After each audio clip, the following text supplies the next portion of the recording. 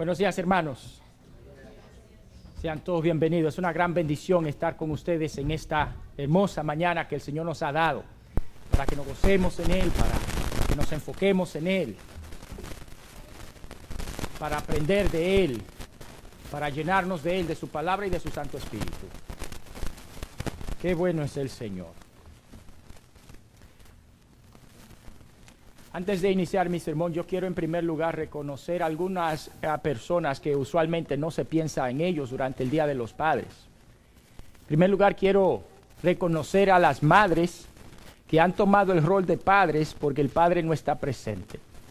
Y la gloria sea al Señor porque le ha dado la fuerza para permitir que ellas puedan hacer lo mejor posible en la crianza de sus hijos. En segundo lugar, quiero reconocer a los abuelos que han tomado el rol de padres porque el Padre no está presente. A Él sea la gloria por darle la fuerza. Amén. Y la generación nueva es una generación siendo criada por los abuelos. Y es muy importante reconocer esto. Con esto en mente, vámonos al libro de Deuteronomios capítulo 18, versículo 15 hasta el versículo 19. Deuteronomios 18, 15 al 19. Quiero que las jovencitas aquí presentes presten bastante atención al sermón de esta mañana, porque yo espero que el sermón les sirva de guía para el jovencito que ustedes escojan como esposo en el futuro, para que sepan qué es lo que Dios quiere que el padre de tus futuros hijos sea. También quiero que los jovencitos aquí presentes presten bastante atención para que reconozcan las expectativas divinas de un padre, porque ustedes son los futuros padres, amén. Y Dios quiere que ustedes entiendan cuál es el rol que Dios quiere que ustedes tomen. Deuteronomios capítulo 18, versículo 15 hasta el versículo 19. Profeta de en medio de ti, de tus hermanos, como yo, te levantará Jehová tu Dios. A él oiréis, conforme a todo lo que pediste a Jehová tu Dios en Horeb, el día de la asamblea, diciendo, no vuelva yo a oír la voz de Jehová mi Dios, ni vea yo más este gran fuego, para que no muera. Y Jehová me dijo, han hablado bien en lo que han dicho, profeta les levantaré de en medio de sus hermanos, como tú, y pondré mis palabras en su boca, y él les hablará todo lo que yo le mandare. Mas a cualquiera que no oyere mis palabras que él hablare en mi nombre, yo le pediré cuenta. Oremos, hermanos. Padre, en el nombre de Jesús te damos gracias por tu palabra en Deuteronomios. Te damos gracias, Señor, porque en ella nosotros encontramos vida, encontramos guianza y encontramos una hermosa profecía de nuestro Salvador y a la vez un modelo a seguir de liderazgo. Gracias, Señor, porque nunca nos desampara y siempre nos muestra, Señor, el camino a seguir a través de un siervo que tú usas, Señor. Háblanos en el nombre de Jesús. Amén. Representación divina es el tema para este día. Representación divina. Dr. Dobson, el fundador de Enfoque a la Familia, escribió en una de las revistas de Enfoque a la Familia un incidente que pasó en su familia. Su esposa Shirley y él, al igual que su hijo Ryan, en esa ocasión se sentaban siempre a comer y oraban juntos como familia. Pero el niño nunca oraba. En una ocasión el niño se sentía un poquito excluido y la mamá lo notó. Pasó el tiempo cuando Dr. Dobson no se encontraba en la mesa para comer junto con la familia. Y Shirley, su esposa, le pidió a su hijo Ryan que orara. Muy impresionado por la oportunidad, Ryan comienza a orar y dice, te amamos, papi, en el nombre de Jesús. Amén. Qué interesante que haya utilizado esa terminología el niño para orar, ¿no? para hablar con Dios. Yo he oído muchas oraciones. He oído oraciones durante toda mi vida. Y no recuerdo una sola ocasión cuando alguien haya orado diciendo, papi. ¿Usted ha oído a alguien decir así? No, ¿verdad? Pero esto no ha de impresionarnos porque de hecho Jesús hablaba así. No sé si recuerdan ustedes cuando Jesús se encontraba en la cruz, ¿verdad? Y clamó al Señor, Padre, Padre, ¿por qué me has desamparado? Eloi, Eloi, lama sabachthani. Abba. Jesús de hecho utilizaba ese término Abba, que es un término arameo que también encontramos nosotros en el libro de Romanos capítulo 8 versículo 15. Vamos por ejemplo al libro de Romanos, a ver si Adam nos puede ayudar. El libro de Romanos capítulo 8 versículo 15 dice, pues no habéis recibido el espíritu de esclavitud para estar otra vez en temor, sino que habéis recibido el espíritu de adopción, por el cual clamamos, Abba, Padre. Es una repetición de la oración de Jesús desde la cruz, ¿verdad? Abba, Abba. Que la traducción literal sería papi. Entonces, como hemos recibido, de acuerdo a Romanos, el Espíritu Santo, el Espíritu de Dios, que nos ha adoptado como hijos de Dios, nosotros podemos llamarle a Dios papi. La tradición dominicana, y yo pienso que también es la tradición puertorriqueña, tal vez los hermanos puertorriqueños aquí me pueden corregir, le llamamos a nuestro padre papi. Pero usted dirá, pues es la tradición de todas partes. Excepto que esa tradición continúa independientemente de la edad del individuo. Yo sé que en México le dicen jefe, ¿verdad? Porque él es el que manda en la casa. A mí me gusta eso, ¿ah? A mí yo quisiera que mis hijos cuando crezcan me llamen jefe. ¿Qué pasó, jefe? Yo le digo que lo que pasó, como jefe que soy, ¿ah? Y a la mamá jefa, eso se oye bien. Pero en mi país le dicen papi. ¿En Puerto Rico es igual? Sí, yo ya digo a mi papá papi, ya yo tengo 35 años y le digo a mi papá papi. ¿Pasa eso en Centroamérica? Sí, también allá uno de 50 años le dice a la mamá mami, al papá papi. Sí, pues gloria al Señor, ¿verdad? En México a veces también. A ti no te dicen jefa. Qué problema. Pero bueno, tal vez hay esperanza todavía, ¿verdad? Gloria al Señor. Y eso es significante, ¿no? Porque la palabra papi o Abba conlleva esa intención, ¿no? De sumisión, pero de ternura también, ¿verdad? Uno la pierde cuando crece porque uno piensa que es algo de niños, ¿verdad? Incluso en inglés, cuando son niñitos le dicen daddy, pero cuando ya crecen le dicen dad. Ya cambió la cosa un poquito, ¿se ha dado cuenta? Pero el punto aquí es que Dios es Padre. Amén. Jesús en la oración modelo inicia diciendo, Padre nuestro que estás en los cielos. Y cuando Él quiere enseñar de la importancia del perdón y de la bondad, dice que seréis como vuestro Padre que está en los cielos, que envía su sol sobre justos e injustos.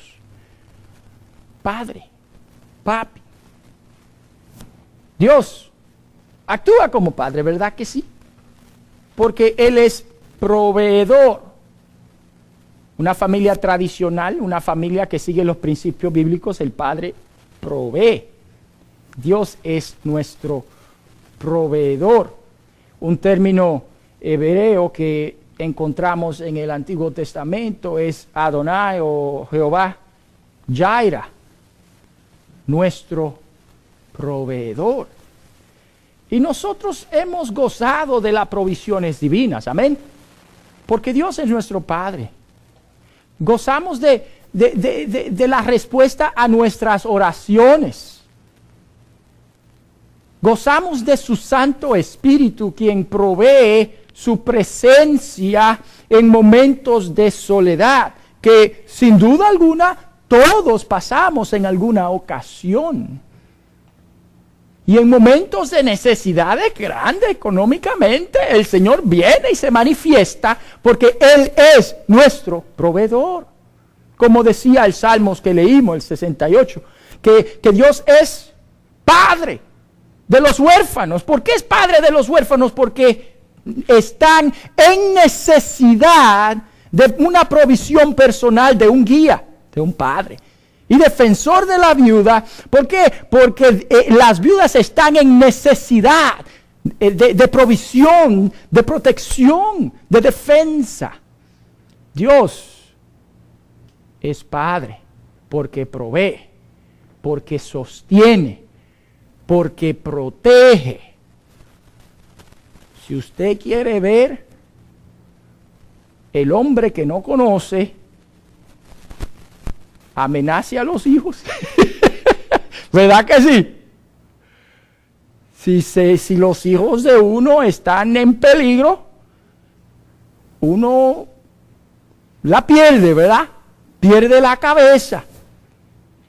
Porque los padres son proveedores, pero también son protectores. Y eso ha sido Dios para con nosotros. Nos ha protegido y nos ha guiado. Y no solo a nosotros, Él es así, es su naturaleza como Padre de todos, que es, amén, como dice la canción, Padre de luz, tomada del libro de Santiago.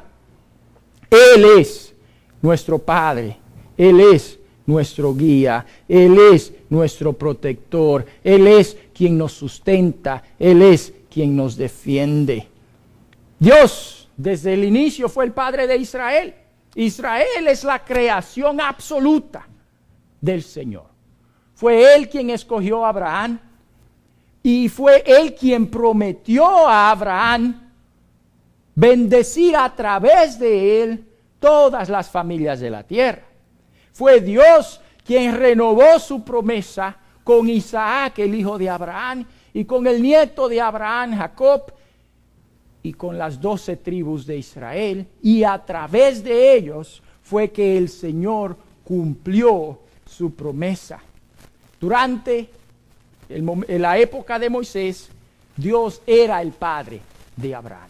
Y como padre, Dios liberó a Israel, protegiéndolos de la amenaza egipcia. Como padre que Dios fue de Israel, lo saca de la tierra de Egipto, pero también provee comida para ellos en el desierto, agua para tomar y guianza a través de sus mandamientos dados a través de su siervo Moisés. Dios entonces fue el progenitor de Israel, fue el guía de Israel, pero Moisés era la representación física de quien Dios era. Dios hablaba, pero lo hacía a través de Moisés.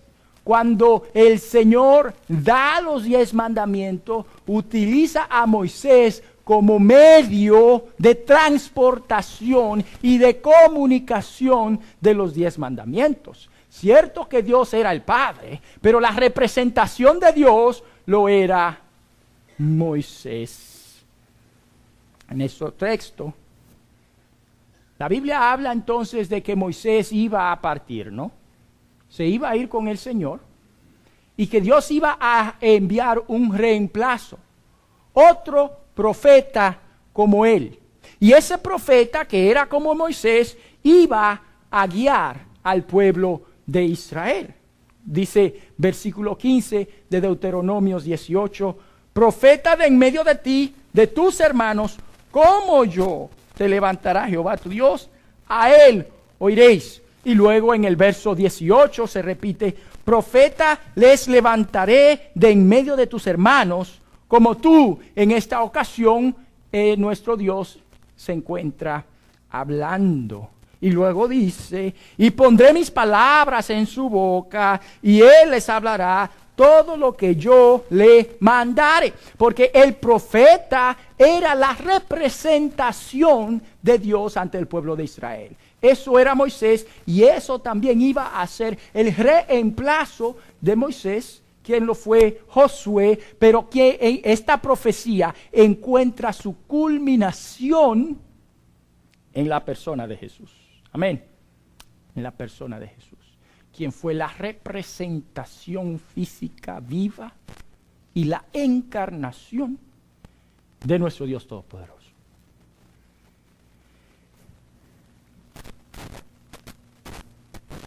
Lo interesante del caso, hermanos, es que también los padres llegan a ser, en cierta forma, esa representación también. Y los padres, en cierta forma, cumplen también este texto. Porque los padres son a la familia lo que Moisés fue a Israel. Amén. Y los padres son hasta cierto punto a la familia lo que Cristo fue para la humanidad. Guía, que ama con un amor sacrificial, instructor y ejemplo a seguir. Este es un diseño divino, hermanos. Esta fue la forma en la cual Dios diseñó la familia. Recuerden ustedes que la estructura familiar no fue una invención humana, ni tampoco surgió por necesidad humana, sino que fue una invención, una creación absolutamente divina. Fue Dios quien notó la necesidad en Adán de una compañera. Y fue Dios quien los unió. Y como dice Jesús mismo, que lo que Dios une, no lo separa el hombre. Entonces, nosotros vemos que no tan solo el matrimonio es invención divina, sino que también la familia es invención divina. Pues Dios le dijo a Adán y a Eva y le dio el mandato de la multiplicación y de llenar la tierra. Amén. Entonces la familia no es algo inventado por los hombres, ni fue un desarrollo evolutivo como algunos nos quieren decir. Y de ahí viene el respeto a dicha estructura. Amén. Obviamente en nuestra sociedad altamente secularizada se quiere redefinir lo que la familia es. ¿Verdad que sí? Pero nosotros entendemos de las Escrituras cómo la familia funciona. El Señor escogió un hombre, Adán. Creó a una mujer, Eva. El Señor los une y le dice que lo que Dios unió no lo separa el hombre. Y les dice que se multipliquen. La familia es la invención divina. Es una institución divina. Y el Señor entonces escoge al hombre para que sea la cabeza de ella. Y viene de ahí entonces la influencia que el hombre tiene. Y esta influencia se ha notado a través de los estudios científicos que se han hecho. Por ejemplo, en Inglaterra se hizo un estudio en el 2008 en donde se definió o se descubrió que los hijos que pasan tiempo con sus padres, con su papá, tienen un IQ más alto que los que no. Oiga, el desarrollo mental de los niños depende de la presencia paterna en la familia. Fíjese usted, y uno pensaría que el coeficiente mental no tiene nada que ver con la presencia paterna. Pero eso fue lo que se descubrió en este estudio en Inglaterra en el 2008. No solo eso, sino que también son más sociables y estables cuando el padre se encuentra presente. Se hizo un estudio llamado Ser un buen padre, los que tienen un buen padre y los que no lo tienen. Así se llamó el estudio en inglés, Being a Good Dad When You Didn't Have One. Y lo que se determinó que los niños que no tienen un padre en la casa están 5 veces más propensos a cometer suicidio que los que no. Están 32 veces más propensos a salir de la casa, a abandonar la familia, que los que tienen el padre en la casa. 20% más propensos están los que no tienen a su papá en la casa a tener desórdenes en su comportamiento. 14 veces más propenso a cometer ¿cómo se dice rape? Violación, se me vino. A cometer una violación, 14 veces más propenso a cometer delitos sexuales que los que tienen al padre en la casa. Pero la influencia, entonces vemos nosotros, que la influencia paterna en la familia afecta la personalidad, la integridad de los hijos. Oiga, y también esto pasa en el ámbito espiritual. Si bien hizo un estudio en donde se determinó que cuando el papá va frecuentemente a la iglesia, los hijos están 44% más propensos a ir a la iglesia continuamente cuando son adultos. En contraste que cuando solo la mamá va a la iglesia, ¿están listos? Un 2%. ¿Usted oyó eso? Si la mamá va continuamente a la iglesia, cuando el hijo crece, la posibilidad de que él también vaya continuamente a la iglesia es un 2%. Pero si el papá va continuamente a la iglesia, es 44%. Oye, eso ni se compara. ¿Por qué entonces la figura paterna tiene tanto poder, tanta influencia? Porque así lo diseñó Dios. Dios ha diseñado al papá para que sea el sacerdote de su casa. Amén. El sacerdote de la familia. Ejemplo de esto nosotros notamos en Job. ¿Se acuerdan de Job? Job era muy rico. Una riqueza que incluso hoy en día sería rico también si viviera hoy. Si tuviera lo mismo que tuviera en esa época, si lo tuviera hoy fuera rico también. Porque tenía muchos animales y muchas propiedades y muchos siervos en su casa. Y usted sabe que los hijos de los ricos les gustan pachanguear mucho, ¿verdad? Les gustan andar de fiesta en fiesta. Y ese era el caso de los hijos de Job. Ellos y como él era bendecido por Dios, tenía muchos hijos, muchas hijas, ellos se iban por ahí juntos y comenzaban a hacer sus fiestas, ¿no? Y esto es lo que las Escrituras nos comenta concerniente a la actividad de Job al respecto. Job iba, ofrecía sacrificio al Señor, por si acaso hubiesen pecado ellos. Obviamente, parece que Job no estaba invitado a esa fiesta, ¿verdad? Porque si él hubiese estado invitado, no es por si acaso ellos han pecado, él hubiera sabido si habían pecado o no, ¿verdad? Pero por si acaso ellos hubiesen hecho algo que haya ofendido al Señor.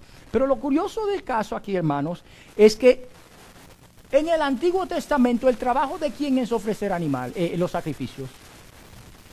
¿Cómo fue, hermano Braulio? El sacerdote.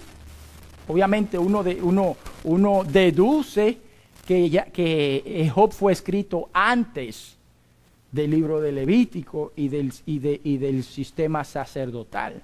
De hecho, la mayoría de teólogos piensan que Job fue el primer libro escrito del Antiguo Testamento. Precisamente por eso. Y vemos entonces que Job, como padre de su casa, era responsable del bienestar espiritual de sus hijos. Amén. Como sacerdote que era. Entonces, ¿por qué ejerce tanta influencia los padres sobre el futuro moral y espiritual de sus hijos? Porque Dios diseñó el papá para ser el sacerdote de su casa. Un sacerdote es un mediador entre la deidad y los hombres, ¿verdad? Entonces el papá es el mediador entre su casa y Dios. Y el papá va a darle cuenta al Señor por el bienestar espiritual de sus hijos y de su esposa. Amén. Y de su esposa. Por esos jovencitos que están aquí, varones, óiganme. Eso es lo que Dios espera de ustedes. Niñas aquí presentes, que tú no piensas en eso, pero en 10 años posiblemente ya sí. Escoge a un muchacho que sea el sacerdote de tu casa. Amén. Que represente a tu familia ante Dios, un hombre que ame al Señor. Pero papá que estás aquí me oyes. Ya yo no tengo que decirte nada más. Gloria al Señor. El padre es el puente como sacerdote de su casa entre su familia y Dios. Y los hijos cruzan ese puente a través de la guianza del papá. Qué bendición entonces es lo que Dios nos ha dado. En el pasaje nuestro en Deuteronomio, Moisés era esa persona para Israel. Pero también nosotros entendemos que también el papá lo es para su familia. Así como Cristo lo fue para la humanidad. Por lo tanto, sea el papá la voz profética para su familia. Esa voz que da a conocer la palabra de Dios para su familia. Y lo hace uniendo a sus hijos y leyéndole la palabra de Dios. Cuando yo era niño, qué sé yo, tal vez unos 5 o 6 años, yo todavía recuerdo esto. La memoria más apreciada mía de mi papá es cuando él nos juntaba alrededor de una mesita y nos leía la Biblia y oraba con nosotros. ¿Has hecho eso con tus hijos? ¿O cuándo fue la última vez? Porque tú has de ser esa voz profética para ellos. Y yo considero que cuando yo hago eso con mis hijos, pues yo imito lo que mi papá hizo. Yo siento que estoy viviendo ese momento nuevamente. Y yo espero que mis hijos lo aprecien como yo lo aprecio lo que mi papá hizo conmigo. Une a tu familia. Y si ya tus hijos no están ahí, hazlo con tu esposa. O con quien quiera que sea que viva contigo, ¿verdad? Pero sé el profeta de Dios ahí, quien da a conocer la palabra de Dios a los que viven con Él. Pero da a conocer la guianza de Dios a tu familia. Da a conocer la guianza de Dios a tu familia. Que cuando tus hijos se encuentren con un dilema moral, si toman la decisión incorrecta, no fue por ignorancia. Porque mi papá me enseñó qué es lo que Dios demanda de mí en esta situación. Amén. Sea el papá entonces esa voz profética que da a conocer la voz de Dios y da a conocer la guianza divina para su familia. Pero sea también el padre el proveedor de su familia, el proveedor de cariño. Hay muchas personas que Muchos padres que tú nunca le han dicho a sus hijos que lo aman. Hay que proveer cariño, ¿verdad? O que nunca le han dicho a su esposa, a su pareja, que los ama, o que no le han dicho, quién sabe de hace cuándo. Yo recuerdo a un hombre, a un señor que yo conocí, que él andaba como una etcétera, muy descuidado, y le preguntaron en una ocasión, ¿por qué tú andas así? Dice él, ya yo me casé, ya es mía ella, ¿qué más? Pues ya que se la ganó, ya puede hacer lo que quiera, ¿no? Y puede andar como sea. Hay que proveer para la familia cariño, cuidado. Hay que darle lo mejor que uno tiene para ofrecer, porque es el profeta de su familia. Proveer amor, compasión, abrazos y besos, presencia en los momentos que se necesita dicha presencia. Seamos entonces los padres esa voz profética, esa presencia divina para nuestra familia, esa guianza cuando nuestra familia anda por momentos desérticos. Moisés hizo eso para Israel. Cuando se encontraban en el desierto los guió. Jesús hace eso. Cuando nos encontramos en momentos difíciles nos guía. El Padre ha de hacer lo mismo. Pero vivimos en una sociedad en donde el Padre, cuando las cosas se ponen duras, se va. Y es por eso que los abuelos son los que terminan criando a los hijos junto a la mamá, porque el hombre se va. En nuestra familia, una tía la diagnosticaron con cáncer en el cerebro y era terminal el cáncer. 2 hijas tenía, de la edad de como 7 años en ese momento. Es un cuidado constante, ¿no? Para no solamente las hijas, sino la esposa. Y el hombre se fue.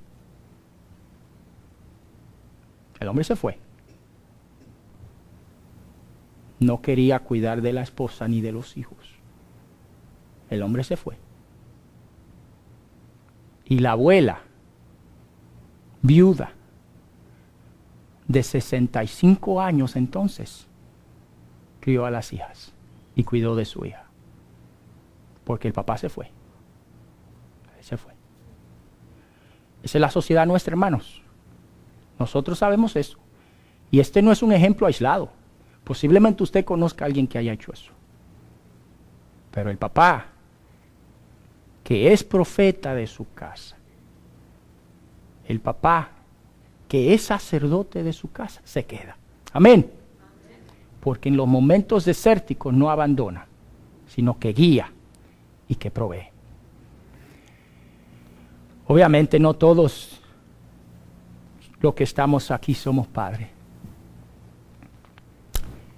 Y no todos los que estamos aquí tenemos un padre humano, pues tal vez él partió. Pero sí todos tenemos un Padre celestial. Amén. Gloria sea su nombre. Que aunque nuestro Padre falló, nuestro Padre celestial siempre es fiel. Amén. Y que aunque se casó y dijo hasta que la muerte nos separe y habló mentira, dice la Biblia, sea todo hombre mentiroso, mas Dios veraz, quien nunca nos abandonará. Como dice las Escrituras, no te dejaré y no te desampararé. Y nosotros los inmigrantes entendemos eso bien, porque hemos pasado por cosas que si uno se lo fuera a contar a otro no le cree. ¿Qué fue lo que te pasaste? Uno no lo cree. ¿Y por dónde fue que tú? ¿Y cómo? porque Dios no nos dejó. Amén. Porque Dios no nos desamparó, porque Él siempre ha sido nuestro Padre. En este Día del Padre, quiero pedir al grupo de alabanza que por favor pase. Y en este Día del Padre, hermanos, yo primero quiero que ustedes le digan feliz día, Señor, quien es nuestro Padre que nunca nos ha abandonado. En segundo lugar,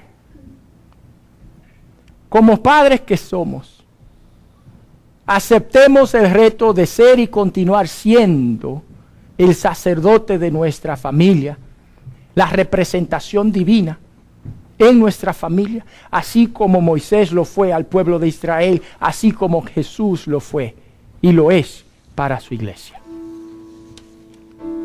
Pero de igual manera, muchacho que estás aquí, oye, cuando te llegue el turno, sé ese padre que Dios quiere que tú seas. Quiero pedirle al grupo, a todos ustedes, que por favor se pongan en pie. Y si usted, mi hermano, mi hermana, no le ha dado gracias a Dios como Padre últimamente, en este momento, mientras cantamos, yo quiero que usted en gratitud deposite su corazón al Señor, en agradecimiento por el Padre fiel que Él ha sido para nosotros. Y si usted, mi hermano, ha estado tambaleando como sacerdote de su familia, le ruego y le pido que en esta mañana, mientras cantamos, tome la decisión de ser ese sacerdote que tu familia necesita. Tomemos esa decisión mientras cantamos, hermanos.